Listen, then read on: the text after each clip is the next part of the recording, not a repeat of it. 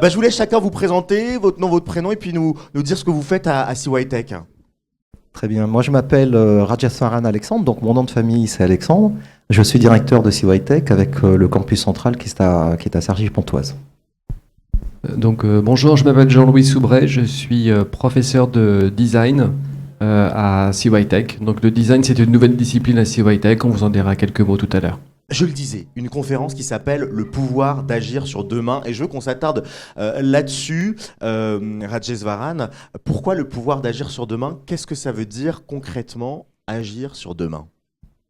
Alors Jean-Louis va compléter ce que je vais dire. Nous, notre projet principal, bien sûr, on est une école d'ingénieurs, donc avec des grands domaines que vous connaissez tous peut-être, génie civil, biotechnologie et chimie, informatique et mathématiques appliquées. Mais le point central, c'est de travailler sur les transitions, sur les enjeux de transition. Transition digitale, transition sociétale et bien sûr, surtout peut-être, transition environnementale. Et ça implique de grands changements dans la pédagogie. Ça explique un peu la tagline, le pouvoir d'agir sur demain, c'est-à-dire que notre objectif, ce n'est pas simplement de former des ingénieurs classiques, mais c'est de former des ingénieurs qui soient capables de comprendre ce monde-là, et même d'ailleurs le monde présent, mais de pouvoir participer à sa construction. Peut-être Jean-Louis, tu peux peut-être donner des compléments.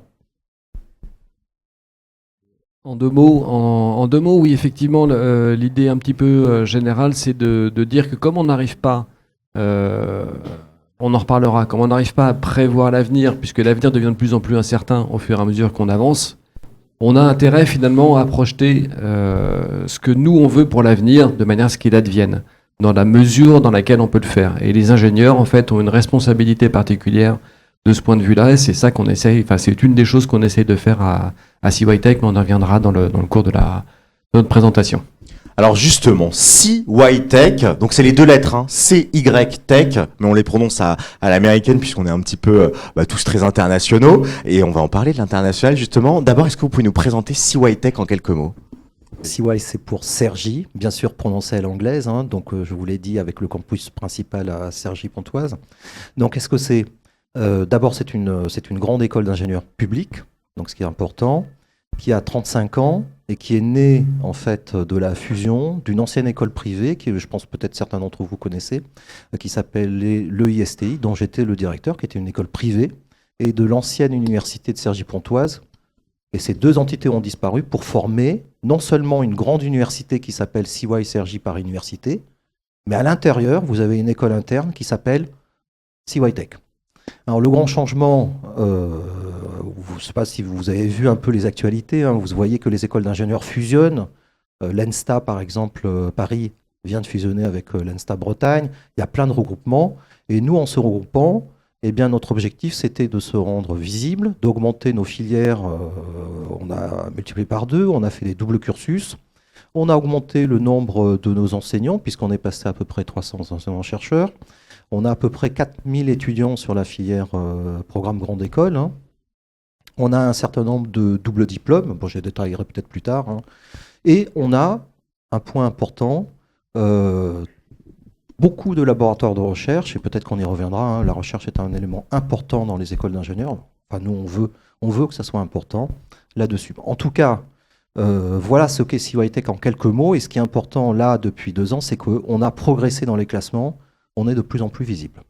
Et vous avez en plus cette visibilité aujourd'hui. C'est vrai que dans les derniers classements que j'ai vus, vous étiez en pole position des classements des écoles d'ingénieurs post-bac, non? Sur certains classements, en tout cas très haut. Alors on était très haut en informatique, du temps de l'EISTI. On maintient cette position puisqu'on est là. Bien sûr en mathématiques appliquées avec une forte dominante ingénierie financière et économie finance, on est très présent. Et notre objectif, c'est d'être aussi présent en génie civil et en biotechnologie et chimie. Mais peut-être une particularité de biotech, de CYTech, c'est qu'on est pratiquement la seule école à proposer des doubles cursus, des doubles diplômes qui démarrent dès le post-bac. Et alors, dans quel domaine, avec quelles autres entités vous avez des doubles diplômes disponibles? Alors, actuellement, vous avez un double diplôme, donc un double cursus qui se fait pratiquement sur tous les doubles cursus en 6 ans, ingénieur génie civil, architecte, avec l'École nationale supérieure d'architecture de Versailles.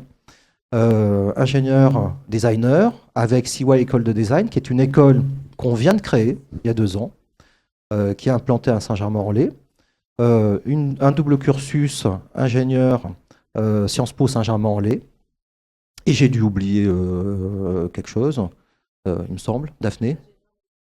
Voilà, ingénieur manager avec Grenoble École de Management, campus de Paris. Et on va augmenter le nombre de doubles cursus. Alors pourquoi les doubles cursus sont importants? Parce que la plupart, de toute façon, des écoles d'ingénieurs avaient des doubles diplômes, mais en fin de parcours. Et nous estimons que le point fondamental par rapport à ce que, en complément de ce qu'a dit Jean-Louis, c'est-à-dire les enjeux de transition, le design, on reviendra peut-être dessus, c'est de pouvoir, dès le départ, donner une compétence supplémentaire aux ingénieurs. Donc donner cette double coloration. Alors je le disais en guise de préambule, vous êtes une école publique. Qu'est-ce que ça implique pour les étudiants, le fait que vous soyez une école publique? Alors école publique, ça veut dire que, alors déjà pour tout le monde, les frais de scolarité, en tout cas sur le programme classique, je dirais les 4 filières classiques habilitées par la commission d'études d'ingénieurs, les frais de scolarité sont à 3 500 € par an. Mais le fait qu'on soit public veut dire que les boursiers du Crous sont complètement exonérés.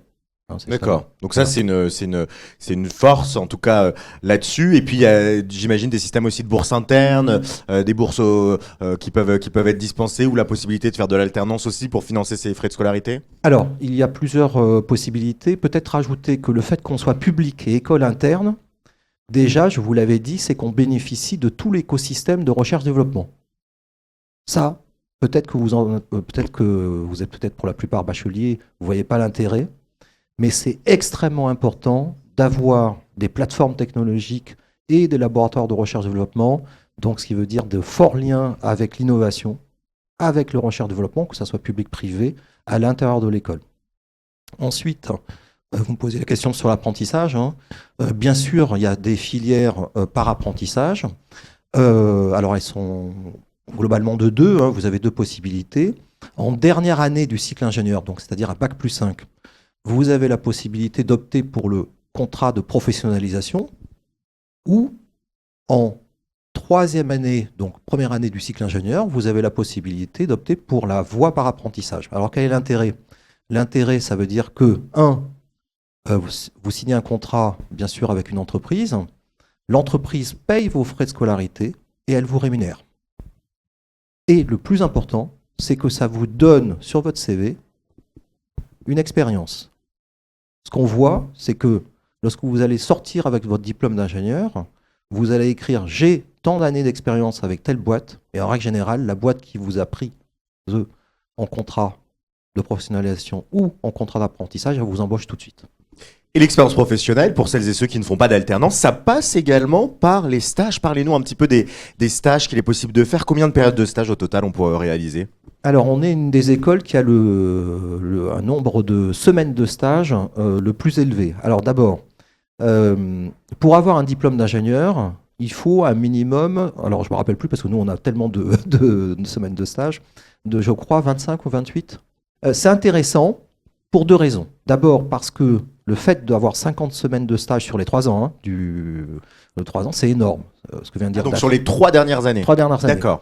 Pourquoi? Parce que la commission d'études d'ingénieurs, elle ne regarde que les 3 dernières années, même si on est une école post-bac. Et même si pour certaines filières, il y a des stages en entreprise dès le début. Mais elle ne regarde que les dernières années. Et ce qui est important, c'est que ces semaines de stage sont rémunérées. Vous faites un calcul. Ça vous paye largement au moins une année de scolarité.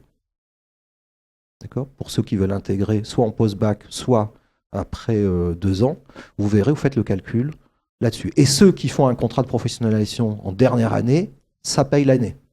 Donc en gros, qu'est-ce que je suis en train de dire? Si vous rentrez en post-bac, vous aurez au moins 2,5 années payées. Et pour les boursiers, évidemment, rien. Donc ça permet déjà de préparer un peu son plan de financement.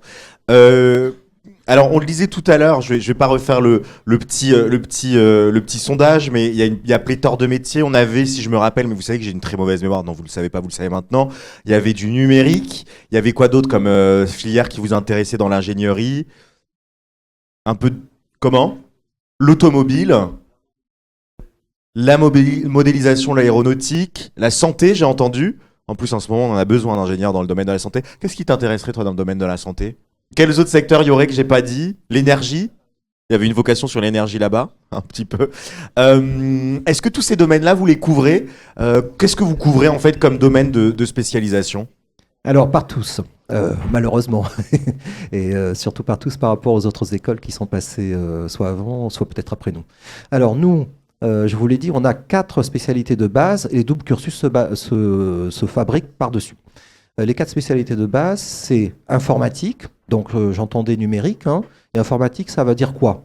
Ça veut dire que vous avez le big data, j'ai entendu tout à l'heure big data, ça veut dire BI, donc ERP, c'est-à-dire tous les systèmes de management informatique. Vous avez l'intelligence artificielle du côté de l'informatique, vous avez le HPC, c'est-à-dire les calculs haute performance du côté informatique. Voilà, c'est de grands domaines. Donc il y a plein de domaines là-dessus. Il y en a d'autres? Et vous hybridez, et cybersécurité bien sûr, et informatique embarquée.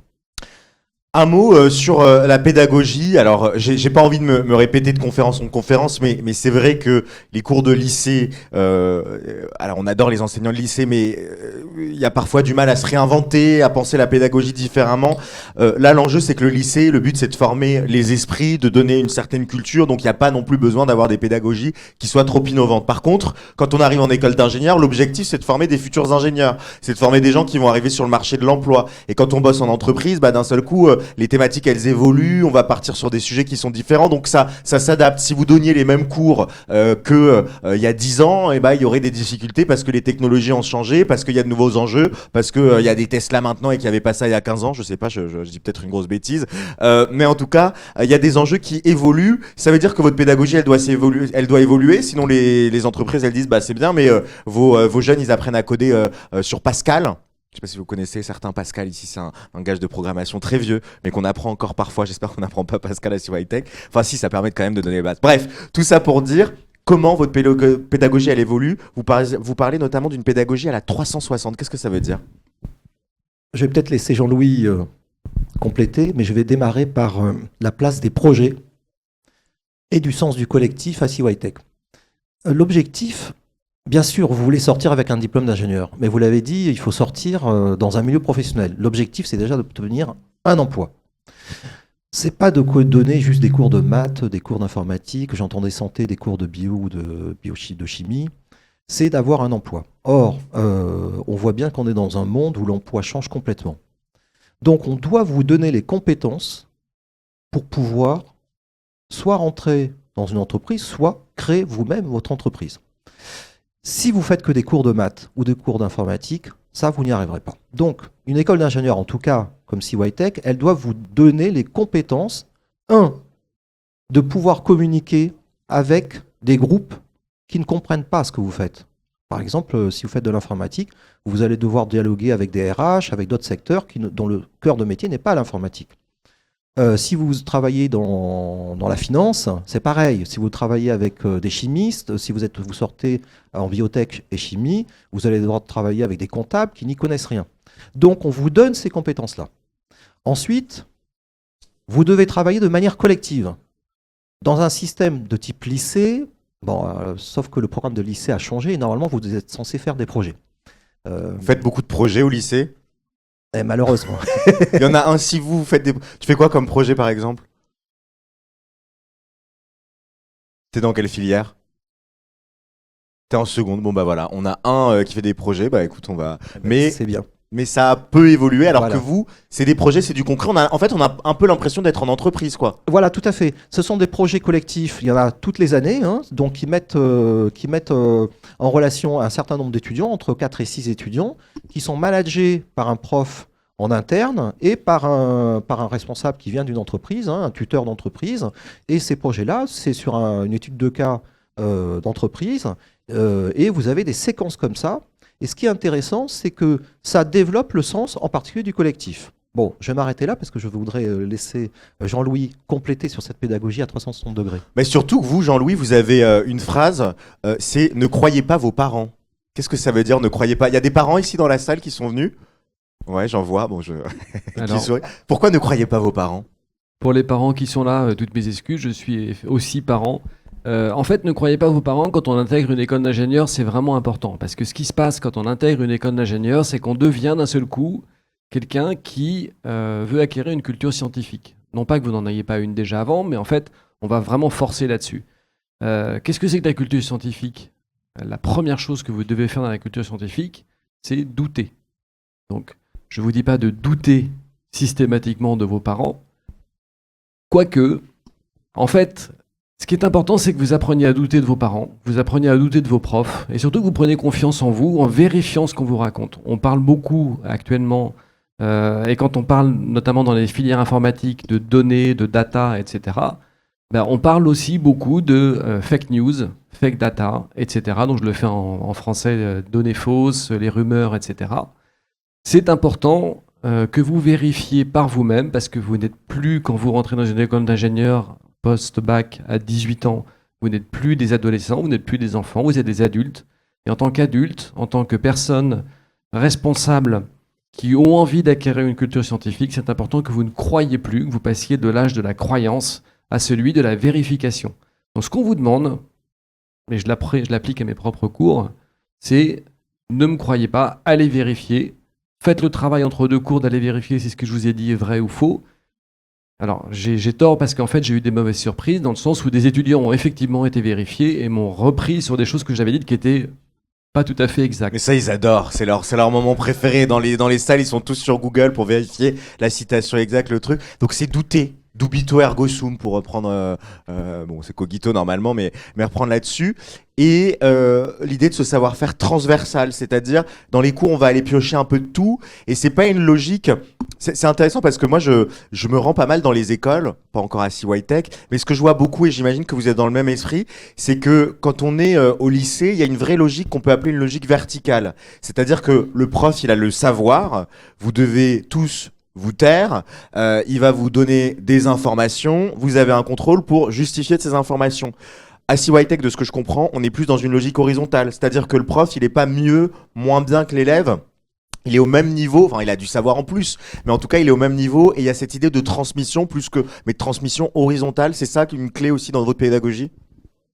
Alors pour répondre en deux mots, oui, effectivement, merci d'attirer l'attention là-dessus, c'est que nous sommes pour la plupart enseignants-chercheurs. C'est-à-dire qu'en tant qu'enseignant, on a un certain savoir qu'on veut faire passer, mais en tant que chercheur, on doute de notre propre savoir, donc on essaie d'en savoir plus.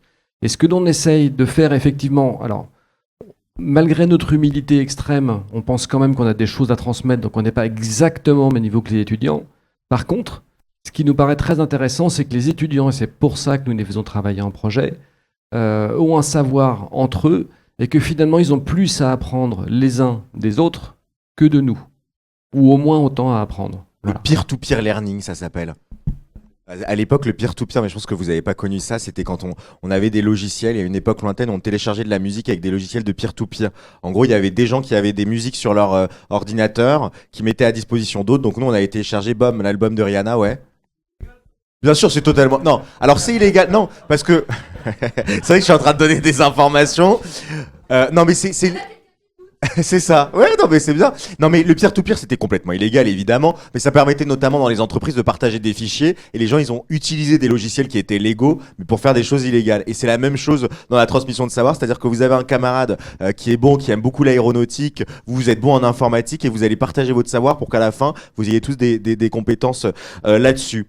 Je me retrouve vers vous. Est-ce que vous pouvez nous parler un petit peu du concours? Je crois que c'est Galaxy Bac, notamment, qui va permettre de recruter vos étudiants. Alors essentiellement, bien sûr, Galaxy Bac pour les élèves qui sont actuellement en terminale, hein, et j'espère que vous aurez le bac. Et on a bien sûr un Galaxy Sup pour les admissions parallèles, ceux qui ont déjà eu le bac essentiellement. Alors qu'est-ce que c'est que ce concours? Mais Daphné est là, elle pourra vous donner plus de détails tout à l'heure. Hein. C'est un concours qui est bien sûr inscrit dans Parcoursup. Et l'intérêt de ce concours, qui n'existe que depuis 2 ans, j'ai peut-être oublié de dire quelque chose, c'est que j'ai dit que CYTech, ça avait 35 ans, mais vous avez compris, hein, c'est la fusion de 2 vieilles entités, mais techniquement, ça n'existe que depuis 2 ans, officiellement. Hein. Mais bon, on est très fiers de cette école, parce que moi, j'étais DG de l'ancienne école privée qui existe depuis 35 ans. Alors, ce concours offre un certain nombre de places, 550 places, sur toutes les filières dont je vous ai parlé, y compris les doubles cursus. Et l'intérêt de ce, en tout cas à l'heure où je vous parle, hein, c'est que lorsque vous faites un vœu dans Galaxy Bac, en dessous vous avez des sous-vœux qui sont ciblés sur soit les filières classiques, soit les doubles diplômes, eh ben, ça ne compte de toute façon que pour un seul vœu. C'est tout l'intérêt de ce concours Galaxy Bac. Bon, Daphné est là pour vous donner des détails. Il y a un certain nombre de places, il y a des modalités pour les épreuves, hein, là-dessus, qui sont peut-être un peu différentes par rapport aux autres concours. Alors, peut-être dire quelque chose par rapport à ce concours et peut-être à la philosophie, nous en tout cas, qu'on prône à CYTech et qu'on prône non seulement à l'extérieur, mais aussi en interne. En tout cas, pour ceux qui rentrent après le bac. On n'est pas là, en interne, pour se faire de la compétition en interne. Moi, je crois que le sens du collectif... Vous voyez, on a parlé de transition écologique. On ne peut pas rentrer dans une... En tout cas, à mon sens, hein, rentrer dans une école d'ingénieurs si c'est pour se faire de la compétition. Ça n'a juste pas de sens. Sinon, je ne serais pas là pour vous parler de transition écologique. Moi, j'y crois pas. Il n'y a pas de compétition. Bien sûr, on est sélectif. D'accord ? Mais une fois que vous rentrez à l'école, il y a du sens. Et ce sens, Jean-Louis vous l'a dit sur certains domaines, hein, c'est le sens du collectif, le sens de la solidarité, de l'éthique. Et ça, c'est très important. Et dans le concours, c'est ce qu'on fait. On a été un peu disruptif par rapport aux autres concours. En plus, on a tenu compte de la crise sanitaire. Hein. Vous verrez que ce concours est très différent puisqu'on ne fait pas d'épreuves à proprement parler. Hein. Et pourquoi ? Parce qu'on s'est dit, il y a une crise sanitaire depuis 2 ans. Et au lieu de mettre de la pression sur les candidats, de leur dire, voilà, vous allez faire des épreuves, voilà, classiques, etc., eh bien, on fait des entretiens pour l'instant oraux. On verra comment on se place l'an prochain. On évolue. Mais de manière à ce que les candidats se sentent bien et reconnaissent que cette école, elle est là aussi pour ses principes, qui sont des principes, pour moi, humanistes. Eh ben, je pense qu'on va conclure là-dessus. Allez, une question et puis après on va surtout monter pour le cocktail qui est en train de vous attendre. Tout est prêt là-haut, ouais. C'est important. Qu'est-ce qui va être regardé dans le cadre de ce concours Galaxy Bac ? Ah bah évidemment, je vais peut-être laisser Daphné, elle est le plus précise, hein, mais oui. Attendez-moi, restez. Moi, j'aime bien me poser aussi sur ces chaises. Je les aime bien, ces chaises. Elles sont rouge velours. Un peu, on sent qu'elles ont vécu des choses. Parce que je vous l'ai dit, hein, ce lieu, je vous ai parlé de Péniche Concorde Atlantique où on était. Je sais. Non, mais c'est la petite anecdote parce que c'est un lieu où vous allez beaucoup revenir dans votre vie étudiante parce qu'il y a beaucoup de soirées étudiantes qui se passent ici. Donc, quand vous serez étudiant, peut-être que vous aurez des soirées ici. Et c'est pour ça, là, on sent qu'il y a eu, je sais pas, un gala, une remise de diplôme, quelque chose qui s'est. Elles ont une vie. Je vais m'asseoir dessus, il n'y a pas de souci. Hein. Alors parlez-nous en quelques mots et on va terminer là-dessus du concours. Quelles sont un peu les grandes étapes de ce concours ? Alors, on est sur un concours avec des modalités simplifiées hein, pour les raisons que vous a expliquées Radja. On est bien conscient que vous n'avez pas étudié dans des conditions normales, hein, avec les 2 ans de crise Covid que vous avez eu, plus la réforme du bac. Donc, vous êtes quand même, on va dire, des warriors. Hein. Tout ça a été compliqué. Donc, pour l'instant, on a fait le choix qui va probablement évoluer l'année prochaine, d'être sur une étude du dossier scolaire, simplement complétée par un entretien de motivation sur les bicursus et les devoirs recherche en biotechnologie et chimie. Donc sur tous les parcours classiques dont on vous a parlé tout à l'heure, il s'agit uniquement d'une étude du dossier scolaire sur Parcoursup. On n'avait pas forcément anticipé que les épreuves du bac allaient être décalées. Voilà. Donc à aujourd'hui, l'étude du dossier scolaire, c'est à 50% vos notes en spécialité de première et de terminale, 25% les bulletins de notes première et terminale du tronc commun. Donc ça veut dire qu'on prend effectivement en compte la LV1, le français, la philosophie et l'histoire-géographie. Et ensuite, on va également regarder la fiche à venir qui est remplie par vos lycées avec les appréciations de vos professeurs par rapport à votre projet d'orientation qui va compter pour 5%. Et à 20%, les notes du bac de français de l'an dernier. Voilà un petit peu rapidement le fonctionnement. Alors nous sommes un établissement public, donc de toute façon, nous n'avons pas le droit de discriminer les lycées. C'est tout simplement quelque chose qui nous est interdit. Donc on ne fait pas ça. Ce qu'on fait sur les notes du tronc commun, on pondère par rapport à la moyenne de la classe. Voilà, pour essayer d'être au plus juste possible. Alors je prétends pas que ce soit magique, hein, puisque évidemment, hein, on espérait avoir les notes... la notation nationale du bac sur les spécialités, et malheureusement, ce n'est pas le cas puisque vous allez effectivement enchaîner globalement vos concours avec vos épreuves du bac en réalité. Hein. Donc on a été même obligé de réduire la période pour vous faire passer vos entretiens. Mais voilà, on essaie à chaque fois qu'on est en mesure de pondérer, effectivement, de mettre ça en place pour être le plus juste qu'on puisse l'être, en tout cas dans les conditions où on est.